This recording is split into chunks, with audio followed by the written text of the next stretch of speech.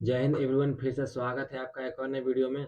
तो आज की इस वीडियो में हम आपको बिहार दरोगा यानी कि बिहार एसआई का एक लाइव फॉर्म फिल करके बताने वाला हूँ। पूरा शुरू से लेकर के लास्ट तक प्रिंट तक आपको बताऊंगा किस तरह से आपको अपना जो फॉर्म भरना है बिहार दरोगा का, बिना कोई मिस्टेक के।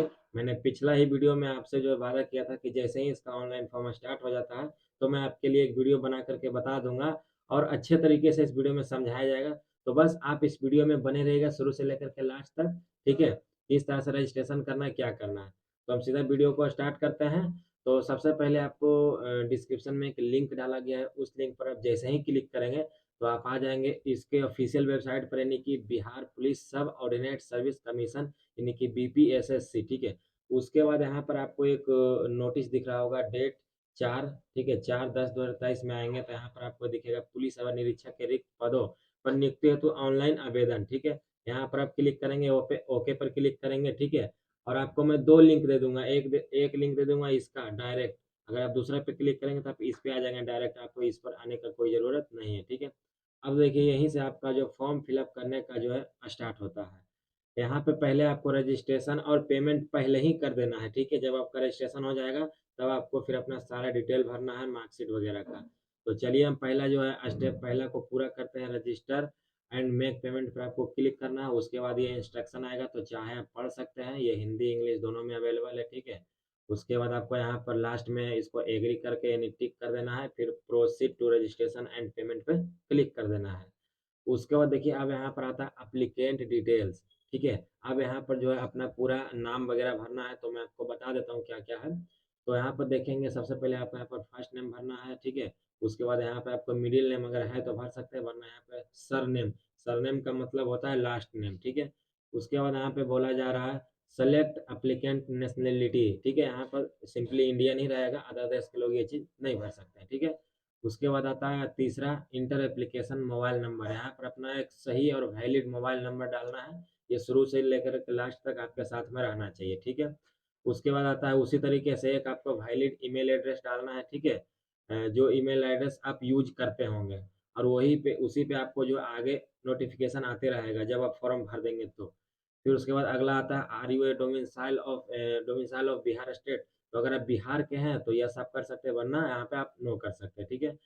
उसके बाद अगला आता है सेलेक्ट एप्लीकेंट कैटेगरी। यहाँ पर आपको अपना कैटेगरी चूज करना है कि आप कौन सा कैटेगरी के अंतर्गत आते हैं, जनरल है, ईडब्ल्यूएस यानी इकोनॉमिकली वीकर सेक्शन, फिर ईबीसी आता है, एससी एसटी, ठीक है, बीसी है। तो जो भी आप अपने हिसाब से चूज कर लेंगे। उसके बाद यहाँ पे आता है सेलेक्ट एप्लीकेंट कैटेगरी, ठीक है। सॉरी यहाँ पे दोबारा हो गया, नीचे है कि सेलेक्ट एप्लीकेंट जेंडर। यहाँ पे जो अपना जेंडर चूज करना है, मेल फीमेल और ट्रांसजेंडर, ठीक है, जो भी आप हैं। उसके बाद अगला आता है are you an employ of Bihar government.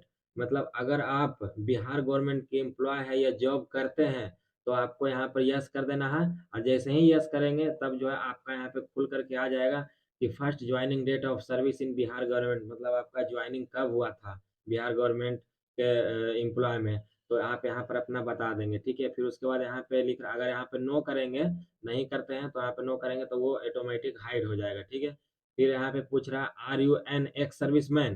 तो अगर आप एक्स सर्विसमैन है तो यस करेंगे तो फिर आपका जो भरने का आएगा सारा कुछ, अगर नो करेंगे तो ये खत्म हो जाएगा। फिर सारा कुछ भर देने के बाद आपको जो प्रोसीड पे क्लिक कर देना है। तो फ्रेंड जैसे आप प्रोसीड पे क्लिक करेंगे तो फिर आपके सामने में जो भी जानकारी भरा गया है उसका एक प्रीव्यू खुल करके आएगा, उसको आपको चेक करना है। अगर फिर भी कुछ गलती रहता है तो आप एडिट एप्लीकेशन पर जा करके जो फिर से उसको एडिट कर सकते हैं। अगर सारा कुछ सही है तो फिर आप यहाँ पर एग्री पे क्लिक करेंगे, टिक कर देंगे। उसके बाद ये जो आपको कैप्चा दिख रहा है ब्लैक कलर से, इस बॉक्स में भर देना है और आपको जो है मेक पेमेंट पर क्लिक कर देना है। और पेमेंट देखिए यहाँ पे आपको दिखा देगा कि कितना पेमेंट जो आपको लग रहा है, ठीक है। वो आपको देखने का जरूरत नहीं, यहाँ पे खुद ऑटोमेटिक दिखा देगा। फ्रेंड जैसे आप मेक पेमेंट पर क्लिक करेंगे ना तो आपके सामने में बहुत सारा जो पेमेंट मोड आएगा खुल करके, internet banking, debit card, UPI, wallet, SBI, branch payment, यानी कि कोई कोई जब ऑफलाइन पेमेंट करता है तो यहाँ से जो कर सकता है, ठीक है। हालांकि ज़्यादा लोग यूपीआई करते हैं तो इस पर क्लिक करके आप अपना क्यूआर कोड भी स्कैन कर सकते हैं। जैसे ही पे नाउ पर क्लिक करेंगे तो आपके सामने जो है एक क्यूआर कोड खुल करके आ जाएगा, ठीक है। फिर इसको आपको स्कैन कर देना है, स्कैन करके पेमेंट कर देंगे मोबाइल से तो फिर जो वहाँ पर ऑटोमेटिक वो रिडायरेक्ट होकर के दूसरे पेज पर चला जाएगा। जैसे ही आप पेमेंट वगैरह सारा कुछ कर देंगे तो आपका जो रजिस्ट्रेशन फाइनल हो जाएगा और यहाँ पर जो आपको रजिस्ट्रेशन आईडी दिख जाएगा। उसके बाद यहाँ पे आपको दिखेगा proceed to fill application form, यहाँ पे आपको क्लिक कर देना है सिंपली, ठीक है। क्लिक कर देने के बाद फिर से आपको इंस्ट्रक्शन आएगा, फिर से आप यहाँ पर एग्री करके proceed to fill application form पर क्लिक कर देंगे, ठीक है। उसके बाद यहाँ पर आता है पोस्ट। अब देखिए यहाँ पे जो भी भरना मैं आपको बताता हूँ, ऊपर में आपको सारा कुछ दिख जाएगा, एप्लीकेंट डिटेल, ठीक है। और उसके बाद आता है पोस्ट। तो पोस्ट तो एक ही आया था सब इंस्पेक्टर का यानी दरोगा का, ठीक है, वो आपको सेलेक्ट कर लेना है। उसके बाद आता है यहाँ पे देखिए इंटर फादर्स नेम, ठीक है, और उसके बाद इंटर मदर्स नेम। फिर उसके बाद आता है सेलेक्ट मैरिटल स्टेटस, मतलब आप शादीशुदा हैं या नहीं है, या फिर डिवोर्स है, ठीक है। तो जो भी आप अपने हिसाब से यहाँ पे सेलेक्ट कर लेंगे, ठीक है। उसके बाद आगे बढ़ेंगे आप तो यहाँ पे लिखेगा इंटर आइडेंटिटी कार्ड नंबर। तो यहाँ पर आपको जो है पहले एक सेलेक्ट कर लेना है, ऊपर में सेलेक्ट आइडेंटिटी कार्ड टाइप, यानी कि यहाँ पे voter ID card, PAN card, passport, driving licence, जो भी आप यहाँ पर सेलेक्ट करेंगे, ठीक है। मेरा कहना है कि आप आधार कार्ड ही सेलेक्ट करें तो ज़्यादा बेहतर रहेगा। तो आप जैसे ही जो भी सेलेक्ट करते हैं यहाँ पर आईडी, फिर उसके बाद उसका जो यहाँ पे आपको नंबर टाइप करना है। जैसे आधार कार्ड यहाँ पर सेलेक्ट किए तो आधार कार्ड का नंबर लिखेंगे, पैन कार्ड यहाँ पर सेलेक्ट करते हैं तो पैन कार्ड का यहाँ पर आपको नंबर देना है। फिर उसके बाद अगला है इंटर आइडेंटिफिकेशन मार्क्स, मतलब आपके शरीर में कोई भी एक पहचान होना चाहिए, ठीक है, आइडेंटिफिकेशन। वहाँ पे डीवी के समय में ये आपको बहुत ही ज़रूरी हो जाता है। फिर अगला चलते हैं तो अगला अपना आता है एजुकेशन क्वालिफिकेशन डिटेल। अब यहाँ पे आपका जो है शैक्षणिक योग्यता मांगा गया है, ठीक है। तो यहाँ पे पहला देखिए मैट्रिकुलेशन का है, ठीक है। उसके बाद आता है अपना ग्रेजुएशन, फिर लास्ट आता है पोस्ट ग्रेजुएट। तो अगर आप हैं तो ये दे सकते हैं, वरना नहीं। लेकिन देखिए जिसमें रेड रेड स्टार मारा हुआ वो वाला आपको भरना बहुत ही जरूरी है, उसके बिना आपका फॉर्म आगे नहीं बढ़ेगा। तो सबसे पहले यहाँ पे आप मैट्रिक का डालेंगे, देखिए नेम ऑफ यूनिवर्सिटी या इंस्टीट्यूशन, कौन सा बोर्ड से आप पास किए हैं। तो जो बिहार के वो तो BACB पटना ही सेलेक्ट करेंगे, ठीक है। जो अदर है वो अपना अदर सेलेक्ट कर सकते हैं। फिर उसके बाद यहाँ पे बोल रहा है पासिंग सर्टिफिकेट नंबर, यहाँ पे आपको पासिंग सर्टिफिकेट नंबर डालना है। जो भी आपका सर्टिफिकेट नंबर में सीरियल नंबर होता है वही होता है सर्टिफिकेट नंबर, ठीक है। फिर अगला आता है सर्टिफिकेट इशू डेट, यानी कि जब आप सर्टिफिकेट अपना देखेंगे तो सबसे नीचे में लेफ्ट साइड के कोना में आपको दिख जाएगा डेट, वही होता है सर्टिफिकेट पासिंग डेट, वो आपको चूज कर लेना है। मैट्रिक का हम बात कर रहे हैं। अब यहाँ पर आता है ग्रेजुएशन का, तो जो काम आपने मैट्रिक के साथ किया यानी कि नेम ऑफ बोर्ड इंस्टीट्यूशन, जो भी आप यूनिवर्सिटी से पास किए ग्रेजुएशन वो आपको यहाँ पर डालना है। उसके बाद यहाँ पे आपको पासिंग सर्टिफिकेट नंबर डालना है, ठीक है। और फिर से वो वही चीज़ है, यहाँ पर आपको पासिंग डेट डालना है कि कब जो आप पास किए थे ग्रेजुएशन, ठीक है।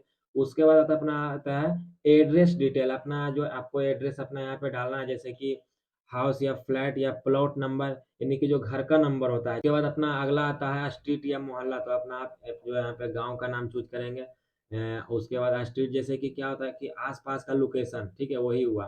फिर उसके बाद आता है विलेज या टाउन, तो यहाँ पर आपको अपना गाँव का नाम टाइप करना है यानी मोहल्ला का। उसके बाद आता है नियरेस्ट पोस्ट ऑफिस, आपका जो है कौन सा नज़दीकी पोस्ट ऑफिस पड़ता है उसका आपको नाम डालना है, ठीक है। उसके बाद अपना आता है डिस्ट्रिक्ट, अपना जो यहाँ पे जिला सेलेक्ट कर ले। सबसे पहले आप यहाँ पे अपना स्टेट सेलेक्ट करना है। स्टेट आप जैसे ही सेलेक्ट करेंगे उसके बाद यहाँ पे आपको अपना डिस्ट्रिक्ट सेलेक्ट कर लेना है, ठीक है। फिर उसके बाद आपको अपना आता है पिन कोड, यानी आप अपना जिला का जो है पिन कोड यहाँ पर डालना है। जब ये आप जैसे ही डाल देंगे परमानेंट एड्रेस, एक आता है इधर कोरस्पोंडिंग एड्रेस। अगर ये दोनों आपका सेम है, जैसे कि आप एक ही जगह रह रहे हैं, एक ही जगह पढ़ाई कर रहे हैं, वहीं से आप फॉर्म भर रहे हैं, तो आपको फिर यस कर देना है, यही वाला सेम एड्रेस इधर छप जाएगा, ठीक है। लेकिन अगर आप कहीं और से फॉर्म भर रहे हैं, आपका कुछ और एड्रेस से रह रहे हैं, तो आप नो करेंगे, तो आपको यहाँ पे उसका एड्रेस भी डालना है। वरना अगर सेम है तो यस करेंगे तो इधर ऑटोमेटिक ले लेगा, ठीक है। फिर इधर आता है डिक्लेरेशन ऑफ क्रिमिनल केसेस, ठीक है, कि आपके ऊपर केस उस हुआ है कोर्ट में या तो पुलिस स्टेशन में क्रिमिनल केस लगा है। तो यहाँ पे मैं आपको बारीकी से बताता हूँ। पहला यहाँ पे बोल रहा है whether any FIR criminal cases has ever been registered against you, मतलब आपके अगेंस्ट कोई भी क्रिमिनल केस रजिस्टर हुआ है, तो अगर हुआ है तो यस करेंगे, वरना आपको नो करना है। ऐसे सिंपली आपको सब में नो ही करना है मेरे हिसाब से, ठीक है। तो आप यहाँ पर सब में जो नो कर देंगे, ठीक है, क्योंकि कोई भी नहीं चाहेगा कि मेरे पर क्रिमिनल केस हुआ है तो हम यस करें, ठीक है। उसके बाद यहाँ पर जो है आपको एक फ़ोटो अपलोड करना है, जो कि यहाँ पे देखिए बोला गया है। फ़ोटो का बारे में बता देते हैं। कलर सबसे पहले देखिए आपका फोटो कलर होना चाहिए। देखिए यहाँ पे आपको दिख रहा होगा एग्जाम्पल के तौर पे, ठीक है, मैं फोटो अपलोड करके भी बताऊंगा। तो ये देखिए सही फोटो है, ये देखिए गलत फोटो, ये सब है, दाग धब्बा ब्लर नहीं रहना चाहिए, फेस अच्छे से दिखना चाहिए, गर्दन थोड़ा सा अच्छे से दिखना चाहिए, और बैकग्राउंड जो है लाइट नहीं रहना चाहिए, कलर रहना चाहिए, ठीक है, जो कि सबके पास होता है। अब देखिए यहाँ पे बोला जा रहा है गुड क्वालिटी का फोटो भी होना चाहिए, ठीक है, और फोटो का जो साइज है वो 100 KB तक होना चाहिए, 100 KB से ज्यादा नहीं होना चाहिए, ठीक है। उसके बाद आता है यहाँ पे सिग्नेचर, एक हिंदी में सिग्नेचर और एक इंग्लिश में सिग्नेचर आपको अपलोड कर देना है, ठीक है। और हम सिग्नेचर का हम अगर बात करें तो 50 KB तक आपका सिग्नेचर होना चाहिए, वो भी ब्लैक पेन से, ना कि ब्लू पेन से आपको भरना है। तो सारा कुछ हम फिलअप कर लेते हैं, उसके बाद आगे आपको बताते हैं प्रोसीड कर करके। तो फ्रेंड्स आपको फोटो सिग्नेचर अपलोड कर देने के बाद आपको सिंपली जो है यहाँ पे देख सकते हैं फोटो का जो है किस तरह से बैकग्राउंड है, ब्लू बैकग्राउंड, ठीक है, यानी कि कलर होना चाहिए, ठीक है। फिर आपको प्रोसीड पे क्लिक करना है, जैसे प्रोसीड पे क्लिक करेंगे आपके सामने में प्रीव्यू खुल करके आएगा, सारा प्रीव्यू आपको चेक कर लेना है। उसके बाद आपको यहाँ पे जो आई एग्री का ऑप्शन दिख रहा है, अगर सारा कुछ सही रहता है तो, अगर फिर कुछ गलती रहता है आपको मिलाते समय, तो फिर आपको एडिट डिटेल पे जाना है, फिर उसके बाद आपको एडिट कर लेना है। और सिंपली अगर आपका सही रहता है सारा डिटेल मिला लेने के बाद, फिर आपको सबमिट एप्लीकेशन पे क्लिक कर देना है। उससे पहले आपको ये कैप्चा भर देना है, कैप्चा भर के आपको सबमिट एप्लीकेशन पे क्लिक कर देना है। जैसे आप यहाँ पे सबमिट पे क्लिक करेंगे तो आपको सामने में एक ऑप्शन खुल करके आएगा, बोलेगा कि have you verified the detail. अगर आप ओके कर देंगे तो फिर जो आपको मौका नहीं मिलेगा, अगर सही है तो आपको ओके कर देना, ओके कर देंगे तो आपका जो यहाँ पे देखिए बोल रहा है the form form is provisionally submitted, आपके तरफ से सबमिटेड हो गया है, अब वहाँ आयोग के द्वारा एक्सेप्टेड हो जाएगा। अब यहाँ देखिए प्रिंट एक्नॉलेजमेंट का ऑप्शन दे रहा है, प्रिंट पर क्लिक करेंगे, आप अपना पीडीएफ जो है कंप्यूटर में सेव कर लेंगे कहीं पे, ठीक है। तो आज का वीडियो आपको कैसा लगा? अगर अच्छा लगा हो तो जरूर से मेरे चैनल पर नए हैं तो सब्सक्राइब कीजिएगा। और हाँ, अगर कुछ भी आपके पास में क्वेश्चन होगा तो जरूर कमेंट में डालिए, हम उसका रिप्लाई जल्द से जल्द आपको करने वाले हैं, ठीक है। और मैंने पूरा वीडियो हम आपको लाइव फॉर्म फिल करके बताया कि किस तरह से आप बिहार एसआई यानी बिहार दरोगा का एक पूरी तरीके से फॉर्म भर सकते हैं खुद से, इसमें ज़्यादा कुछ झोल झाल नहीं है, आप खुद से भी भर सकते हैं, साइबर कैफे का पैसा आपका बच जाएगा। तो चलिए हम फिर से मिलते हैं अगले वीडियो में इसी तरीके से। जय हिंद, जय भारत।